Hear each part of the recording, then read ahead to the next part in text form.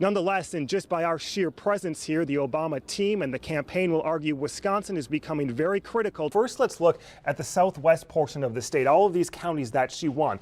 Look at this: Grant County, Lafayette County, Richland County, and Columbia County. Those were counties that Ron Johnson won. They're saying, hey, we'd rather talk to the Wisconsin people than sit here and debate with Republicans amendments they know that aren't going to get passed. You do know that, I mean, you obviously know that was an old proposal of Ryan's and not in his current budget. From here in Light Park to the Main Street Bridge to anywhere on the city deck. As the Des Moines Register says this morning, it is decision day. Then you look at Waukesha County, and that, of course, is a key Republican stronghold for the state. Nearly a week after Wisconsin's historic recall election, the sense here is the Obama team is watching Wisconsin a bit closer. The big question now becomes is how much of an influence regarding policy and money will the Badger State really have? For the first time in our interview Monday in the cabinet room of the West Wing, President Obama addresses the recall and Wisconsin. I'd like to ask you about Wisconsin recalls, the results of those. There are a lot of Democrats in the state who have told me they're upset you did not come to the state and campaign for Tom Barrett. Well, you know, the truth of the matter is... The sign outside the city clerk's office warning of no absentee voting this day is just a doormat. Okay. You're not supposed to hang up. City Clerk's Office, Linda speaking. A doormat, too. It's insanity, pure insanity. For proof of the 7-day, 12-plus hour work week for this Department of 5. If you can remember the number, that's helpful. There's going to be 2 wards voting there. Step inside a few minutes and just watch. And then pack them, and then we have 2 to 3 of us will be delivering to the different 26 wards. The first ever Sheboygan mayoral recall is approaching a tab in this office of nearly $40,000 and still climbing, if ensuring a smooth recall primary Tuesday were the only issue. It's just on the corner of Seaman and Taylor Drive. Add to the mix redistricting, new ward numbers for Sheboygan voters, changing polling locations for some. I feel like we're kind of the guinea pig of the state because we're the first election. In fact, in Monday's Sheboygan Press, the clerk's office published this full-page map outlining the new wards and telling people where to vote to help clear up any confusion. Just go in on 24th Street, because then you can park in front. Estimating voter turnout for a historic election is nearly impossible. The more than 300 poll workers will be ready, and again a clerk's office on standby. It's a huge responsibility. It's huge. So the public is, counting on us to do it, and we're going to do the best we can. Matt Smith, Action 2 News. Sure, you're welcome. Sheboygan. Bye-bye. Tonight, Matt Smith begins his Target 2 on Assignment series in Iron County. It's an area that's rich in mining history, left poor decades later when the mines closed. Stories of our grandfathers sometimes fade away. What's left to tell? Like, give her hell. You had to make 5 feet a day. Tom DiCarlo is telling. January 1st, 1950, I went to mine.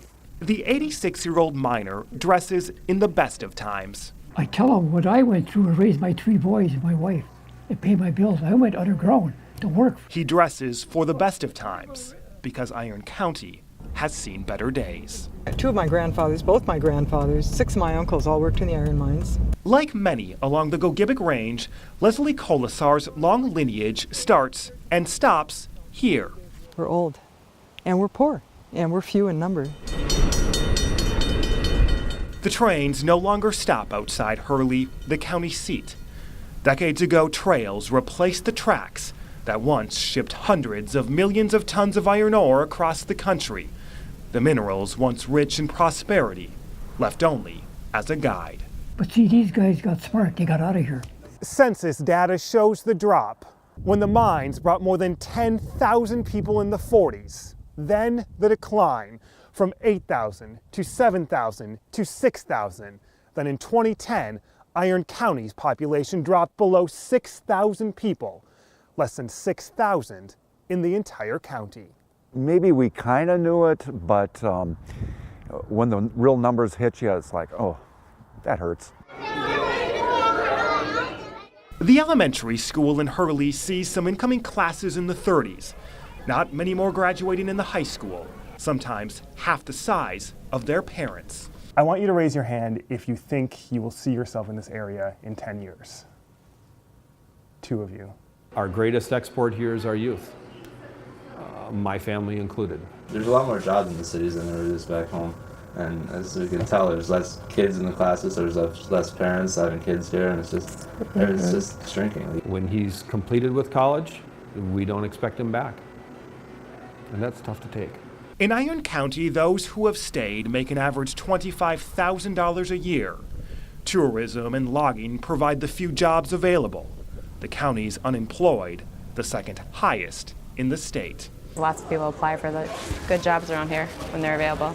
Since the 1920s, the Liberty Bell in downtown Hurley has maintained a business and kept a family. We actually both left and went to school, so we chose to come back. Now, for the first time in decades, hope rises from stories past that the jobs of their grandfathers could once again be theirs. If there was jobs around here, I'd definitely love to stay just because I love the area. As the red iron fades, left only to history. That's the iron ore. So actually this blueprint probably was underground. A new era of mining could return Hurley's Silver Street to gold. We got some good talent. The young kids here, they're going to come back.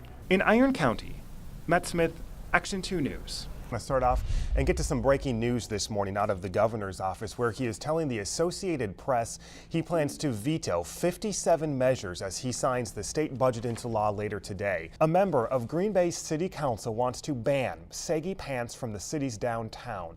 Alderman David Boyce says those who wear saggy pants are offensive, and he calls them antisocial. As you can imagine, we're getting a lot of mixed reaction on the alderman's proposal to ban saggy pants. If you want to join the discussion or see what others are saying, you can head on over to our Facebook page.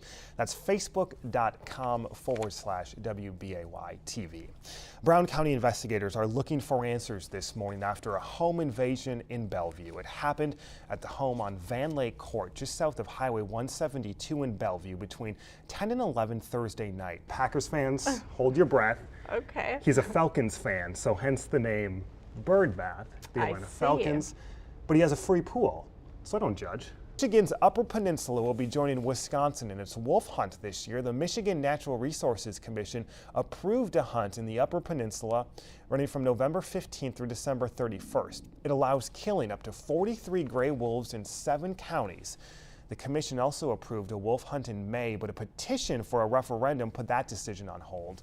Wisconsin officials announced last month a quota of 275 for the state's second season, with half of the quota going to the Chippewa tribes. All right, it was just a little over an hour ago that Puxatawny Phil woke up and answered that big question of the day: 6 more weeks of winter or an early spring. Do you have that home field advantage tonight, but it may not feel like it depending on where you're sitting. All right, so if I'm waking up in Appleton, I look outside my window, and you're mad. It's still snowing.